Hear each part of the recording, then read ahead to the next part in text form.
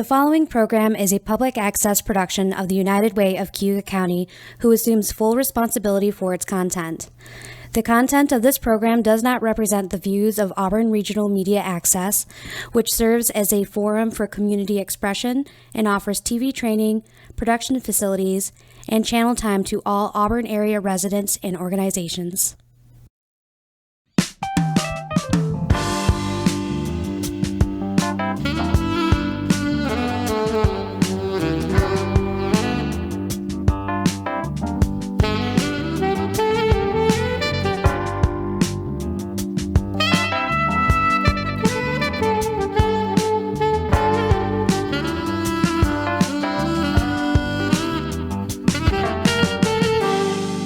Welcome to Conversations with United Way, a series where we shine a spotlight on the people and programs strengthening our community every day. I'm Lisa Kaminski, Executive Director of the United Way of Cayuga County.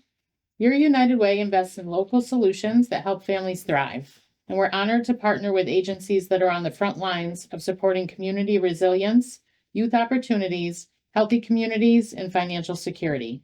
Today we're talking with Captain Dan Johnson from the Salvation Army. And I'm so glad you're joining us. Thank you. Thanks for having me. Yeah. Captain Dan serves with the Salvation Army in an organization that's known for providing services in the community, a variety of services from utility assistance to senior services and more. They've been a United Way partner since 1922, and their work touches countless lives across the community. Welcome, Captain Dan. Thank you. So for those who may not be familiar, can you share a little bit about your mission, the mission of your agency, and what you're most known for? I can, absolutely. Let me just first start with our mission statement. We are an international movement.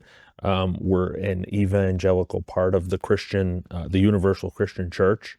Our message is based on the Bible. Our ministry is motivated by the love of God. And our mission is to preach the gospel of Jesus Christ and to meet human needs in his name without discrimination. And some of the things that we're known for in this community is our annual community Thanksgiving dinner, our Christmas angel tree, and our red kettle bell ringing fundraiser. And just a few stats for this year, our Thanksgiving dinner numbers went way up. To nearly 1,200 meals served. Wow. Our angel tree served over 500 families, which equates to over 750 children. And total served for the year was over 1,300 for the year of 2025. And finally, our Red Kettle campaign rose about $40,000. That's fantastic. It sounds like all three of those programs have a tremendous impact on the community. Yes. If people were to want to be involved in any of those programs, how might they help out? Sure. Yeah. Well, we're on Facebook. They can call our office. They can message us on Facebook. They can email us. There's a lot of different ways to help out. That's great. That's great. Can you tell us more about the programs that utilize United Way donor dollars and who they primarily serve? Sure. So we have a food pantry 2 days a week, sometimes a little bit more. And your donors help us purchase the food, support our only employee, who's a huge part of managing our food pantry and manages our office for 20 hours a week. And we also serve a to-go meal 2 days a week for our soup kitchen. And to top it all off with all that, we have a weekly and a monthly food giveaway. And we average about 100 families per week and a little more per month. Now, the food pantry, if folks needed to access that, do you have specific hours? Should they be calling? Yeah, they can call us to set up an appointment. That's preferred. We will accept walk-ins, but we try to do appointments just because we have limited staff. And the soup kitchen? The soup kitchen is Thursdays and Fridays from 1 to 2. Is there a story that your agency has, without sharing any personally identifying details that might illustrate the impact of your work?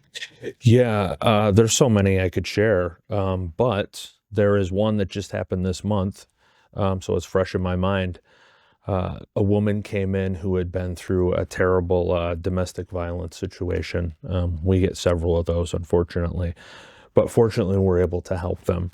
And so my wife and I were able to offer her food, some hygiene items, some winter wear, and some clothing.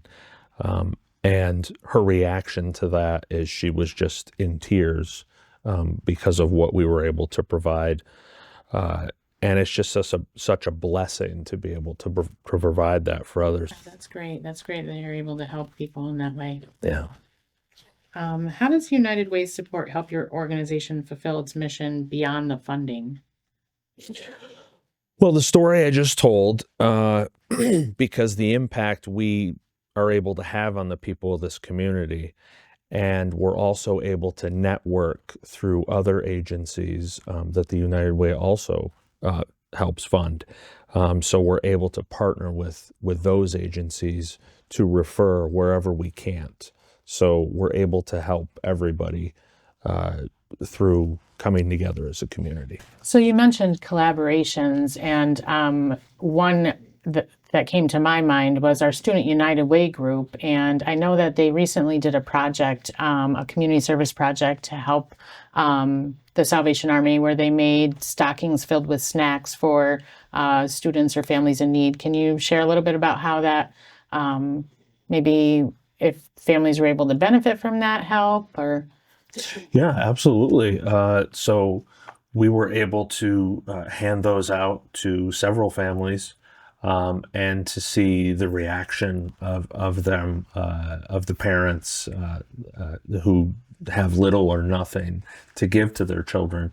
That added blessing was great to see, and it seemed like they were very thankful for that. That's so great to hear, because the Student United Way was super excited to be able to do that. And I know after having conversations with them recently that they're looking forward to doing that in the future, maybe an annual thing. So that's great that they were able to help out that way. What changes or needs have you seen emerging in the community over the past year or so? Well, over the past year, I think the big one was the government shutdown, where we saw our numbers go much higher until thankfully we were able to see the SNAP benefits come back into the community. We even had, for us personally, we had to replace our boiler for our facility in early November. Thank goodness it was early November and not now, but it was pretty cold in the building for a couple weeks. The needs have definitely increased in so many ways throughout the communities for so many reasons. So we're just grateful that we have so many collaborative agencies in the area helping with those things. Yeah. So what are some of the biggest challenges your agency is facing right now? Well, we're always facing financial challenges. It's just the reality of operating a nonprofit.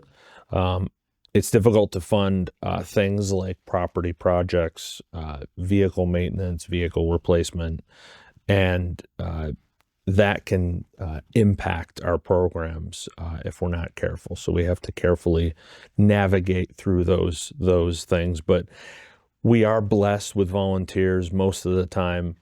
But again, that depends on the time of year as well, because it fluctuates. So careful planning with my wife and I and our employee Sandy. We've learned through almost 5 years now that we've been here to navigate that pretty well.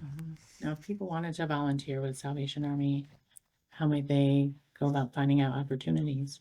The same way as the pantry or soup kitchen or anything else. They can call us, they can message us on Facebook, they can email us, any of those things. And do you have a variety of different opportunities or ways that people can help, like short-term, longer-term opportunities? Yeah, there's those that come in for maybe 1 or 2 times, and then they move on to maybe they have other places that they want to lend their services to, and then we have others that have been with us for years. So it all depends on what your needs are. What do you see the greatest opportunity for growth or impact over the next few years? I was thinking about this question for the past couple of days, and I kept getting hung up on community outreach, specific programs. The programs that we offer, they're good, and they meet the practical needs. But as I discussed, our mission statement is to spread the gospel of Jesus Christ, and so that's the bread and butter of what we do. So if we can help somebody who is hungry, who doesn't have clothing, who needs a place to stay, if we can do that and establish that relationship with them, then we can take it further and share our ministry with them.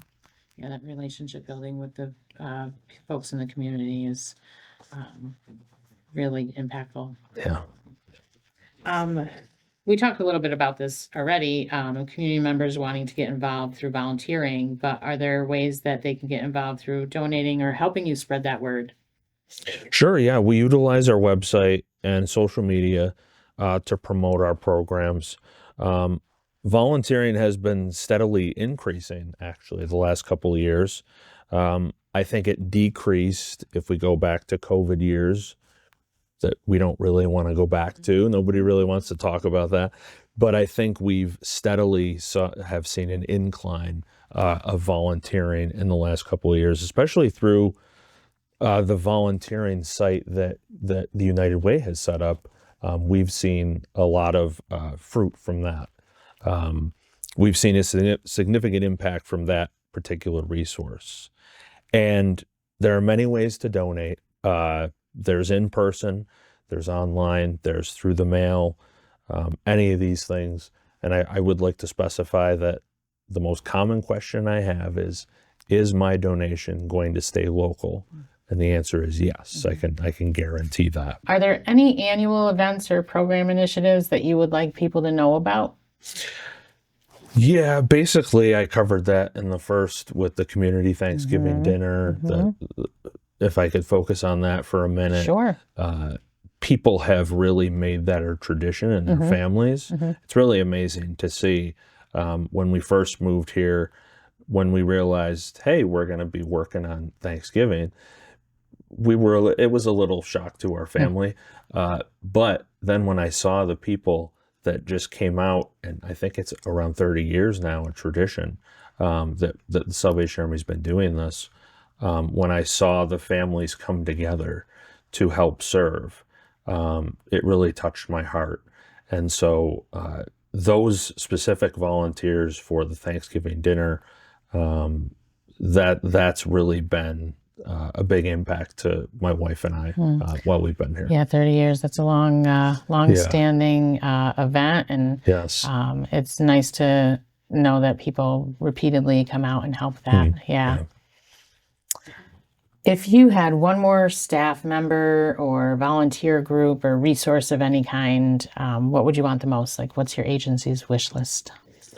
I gave this a lot of thought too. And because we're blessed with the volunteers, we have a lot of refrigerators and coolers around our building. So a big need for us is a walk-in cooler, because just having to navigate that and say, all right, well, this freezer's full, we got to rotate this one and this one. It could be a lot of work. So a walk-in cooler is definitely a long-term, maybe now a short-term goal for us. Hopefully you can find some resources to help meet that need, because that does sound like a lot of logistical kind of extra work. Yeah. Well, thank you, Captain Dan, for sharing your time and your insight with us today, and for everything that the Salvation Army does to support individuals and families across Cayuga County. Absolutely, and thank you for allowing us to partner with you. Yes. So to learn more or get involved, you can visit easternusa.salvationarmy.org or unitedwayofcayugacounty.org. And thank you for watching this episode of Conversations with United Way. Stay tuned. After a quick break, we'll be chatting with Rebecca Novak from E. John Gavras Center.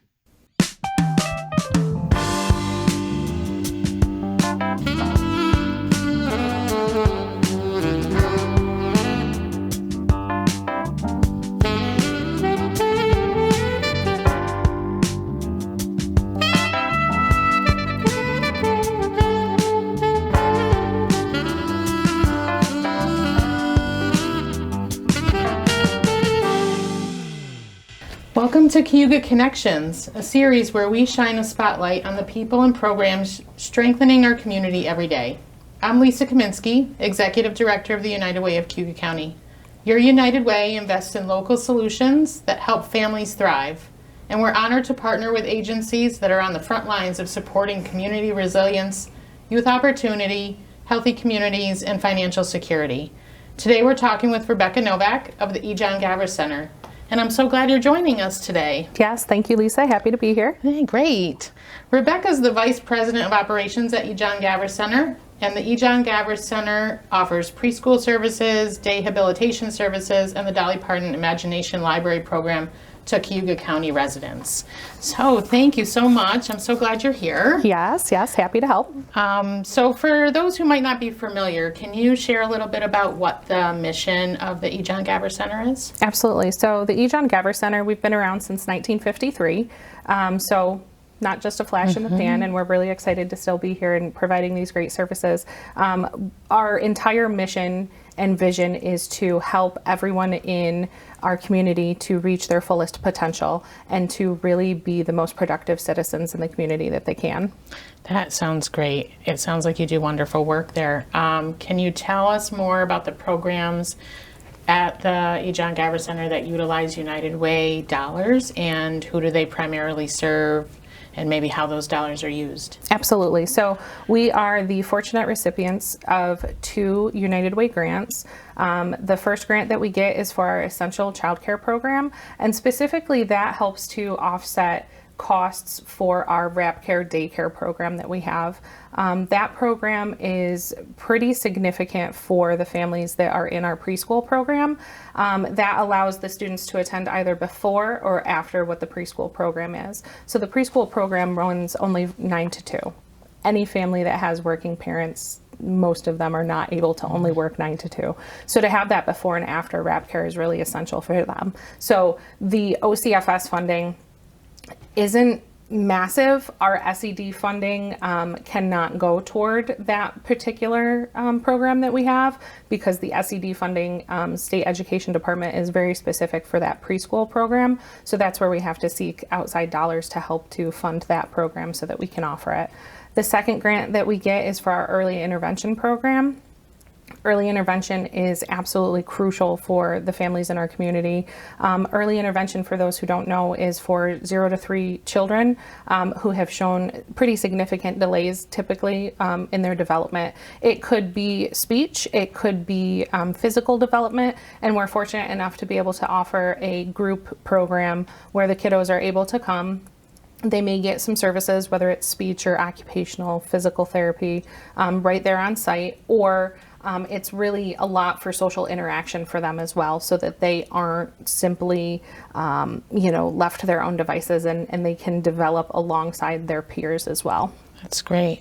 Your preschool program, what ages does that serve? Yep. So our preschool program, we actually have, it's 3 to 5 year olds, and it's actually, when we say preschool, it's kind of a conglomerate of several different programs. We do have a contract with Auburn School District, so we offer the 3PK program with them, as well as the UPK program, which is for the 4-year-olds. But then we also have the special education component, which is our 4410 licensing that we have under the state ed department, and that is where those children who are designated as needing additional supports, special education related services, the PT, OT, and speech, are again learning and growing alongside their typically developing peers. You mentioned that you have the before and after the traditional preschool timeframe. That must be really beneficial to the families that utilize that. Oh yes, we actually were able to expand that this year, in part through the United Way dollars, to be able to put an additional staff in there, because the OCFS ratios are very specific for how many kiddos you can have per staff person, and we were able to expand that to be able to allow for an additional group of kiddos and they are moving and grooving, let me tell you. That's great. It is. That's great. Is there a story that maybe you could share without sharing any personally identifying details that illustrates the impact of your work? So, I mean, it's pretty much daily. We have kiddos, so I'll speak kind of in general terms so as not to, give away any HIPAA information, but we have kiddos who start the school year with us and they may be nonverbal. And by the end of the school year, they're talking to you. They may not be full sentences, but they're able to relay their wants and their needs, or even just to say hello and goodbye. Like when I have a kiddo who speaks to me who's been nonverbal and they say hello, it knocks your socks off. The same goes for, we do have kiddos sometimes who have physical impairments and they're in a wheelchair, and you see those kids moving and grooving around the center using the help of a walker or other assistive devices, and they are so proud of themselves. They're exhausted because it's hard work, but they are so proud of themselves, and there really is nothing better than that. That's really must be rewarding for the all the staff that are there, and seeing that, and the families too. There is no better reason to be there than to see the strides that those kiddos can make. Yeah, that's great. How does United Way support help your organization fulfill its mission beyond funding? Beyond funding. So the great thing about the United Way is, yes, there is the beyond funding piece, right? And it kind of provides more of a, I don't want to call it just a social atmosphere, but allows the networking of other agencies.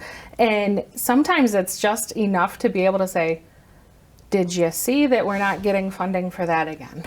You know that you're not the only one in that boat. Or to say, gosh, we have extra something, and you're able to share your resources and to collaborate together. And without the United Way kind of being able to serve as a little bit of a hub for that, that I think would be pretty lacking without something like the United Way. Yeah, that collaboration is so helpful to organizations and the whole community really at large. So. Absolutely. I think it helps us to be a much more robust community to have that, because again, you end up sharing all of these different ideas or resources, whatever somebody may have. Maybe something as simple as, we got a donation of hand sanitizer and we don't need 15 gallons of it, and so you share that amongst your peers, and then that's reciprocated. Yeah, definitely. Great. What changes or needs have you seen emerging in the community over the past year? A lot. Yeah. I mean, childcare, anybody who has children in their family know that childcare is not easy to come by.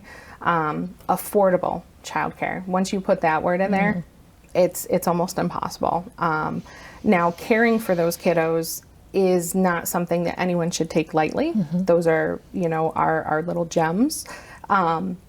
So that is a very big deal, and it does cost money to do that, but the cost for families is just exorbitant. And there's not a lot of assistance for families, so being able to find that safe, affordable childcare is very difficult. The other thing that I have seen too is, coming out of the COVID-19 pandemic, we have kiddos who were isolated for at least a couple of years. And so their social skills sometimes are a little bit lacking. And again, getting them in with their peers and being able to socialize is paramount. But again, those are nothing that we can't address and that we can't assist with. But that definitely, the COVID-19 pandemic, even though we're pretty much out of it now, it has a lot of long-lasting effects. Absolutely. In so many different ways. Some I think that we don't even realize yet. And I think that you're absolutely right. I think there's some that haven't come to the surface just yet. What are some of the biggest challenges your agency is facing right now? Well, again, coming out of that COVID-19 pandemic, I mean, that knocked pretty much every, especially nonprofit agency, to its knees, I would dare say, because that was just extraordinarily difficult. So trying to recover still coming out of that pandemic, that's very much still a real thing for us. And again, every nonprofit agency is constantly battling funding and trying to make sure that they are able to meet the needs of the individuals they provide services for. So that's nothing new, but it's the cause of it that is new this time. Yeah. What do you think are your greatest opportunities for growth or impact over the next few years? So we want to continue to expand our preschool program. We are able and hoping to open one more classroom in the fall of 2026, and that'll be another integrated classroom. So that's what we're looking to do there. And again, that will provide services for potentially 16 more children, 8 typical, and then also 8 special education as well. And we want to lean into providing even more of that wrap care that we can too. So I mean, opportunity is always there. You just have to be willing to look for it. Right, yeah, that's great. That's a good expansion for some additional families. Oh, for sure. Definitely looking for that. Yep. How might community members get involved with your organization, whether through volunteering, donating, or simply spreading the word? I mean, right there, word of mouth is a huge one, right? But also we do have our walk that we do every year. It'll be coming up in April. We don't have the date just yet, but as soon as we do, we'll get that out on social media and whatnot. So the walk is a great way. That's our biggest fundraiser that we do each year. And that really helps because, again, a lot of the funding that we get is incredibly specific for where we're able to spend it and what programs it can be in. So it allows us to have that additional funding to get, you know, extra trikes for the kiddos or, you know, some more supplies for our adult programming. Whatever the agency need is, that ends up being a little bit broader so that we can use that in a little bit more creative ways. How long have you been doing that? The walk. So we brought it back for the first time last year since the pandemic because we took a hiatus during that time, but we've been doing the walk for, gosh, I would say almost 10 years now. Oh, that's great. Yeah, it's a lot of great. fun. And we are going to try to do it in the Finger Lakes Mall again because that way we don't have to worry about our great central New York weather. Yes. So we'll be able to be warm and dry. That's good. Are there other events or program initiatives that you'd like to share? Again, just that we are looking to expand our programming. For our adult programming, we are looking to expand that as well to provide additional services for the adults in our community too. Great.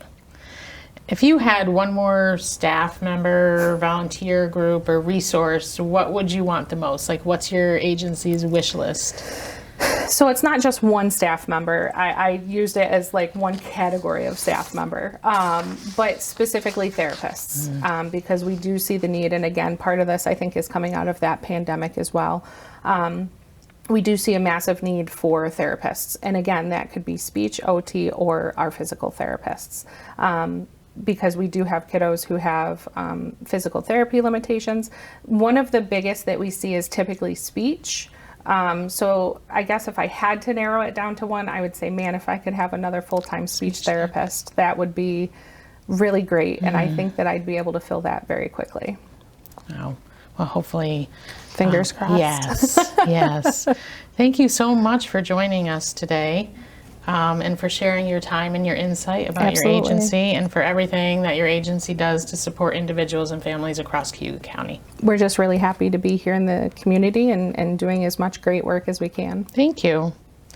To learn more or to get involved, visit gavrascenter.com or unitedwayofcayugacounty.org. And thank you for watching this episode of Cayuga Connections. We'll see you next time.